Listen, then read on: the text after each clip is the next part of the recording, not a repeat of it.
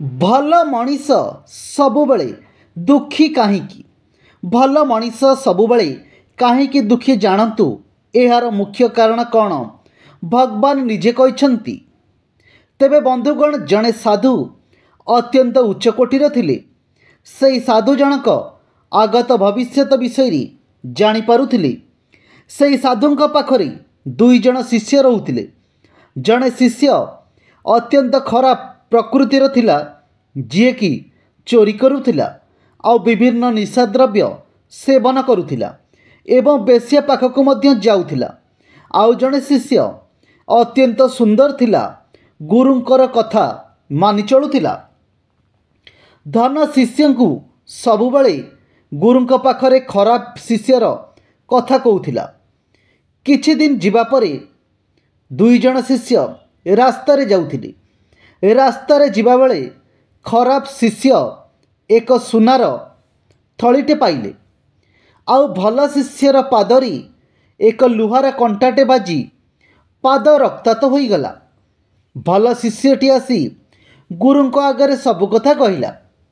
गुरुंकु जाई भल शिष्यटी कहिला, जे सबुबले खराब काम करुछि, खराब काम रे लिप्त रहुछि, ता भाग्य भगवान सबुबले भल कहीं करि चलिचंती एवं मु सबुबले सत् रास्तारे चलुछि, सत् कर्म करुछि, आपणक आज्ञा पालन करि चलिछि, किंतु मो भाग्य रे एते कष्ट भगवान कहीं देउछंती।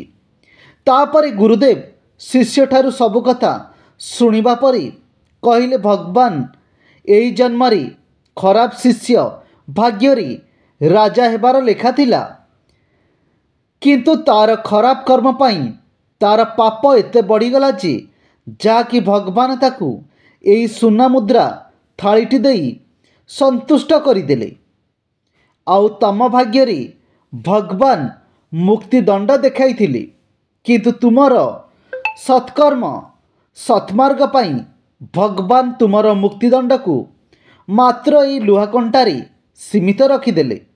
हाँ आज्ञा, एबे जानिले तो भल मनीष सबुबले दुखी कहीं।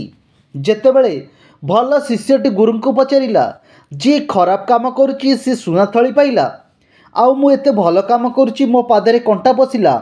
भगवान उत्तर देले, ए सुना थली पाइथिबा शिष्यटी इरा खराब कर्म एते बढ़ी जाइछि जे जी राजा हबार थिला, भगवान ताकू सुना थलीटे देई संतुष्ट कले। आउ तमको मृत्युदंड मिलिबार थिला, किंतु तम पादरे कंटा पशि तेमे सामान्य आघात हेलो। एबे जानि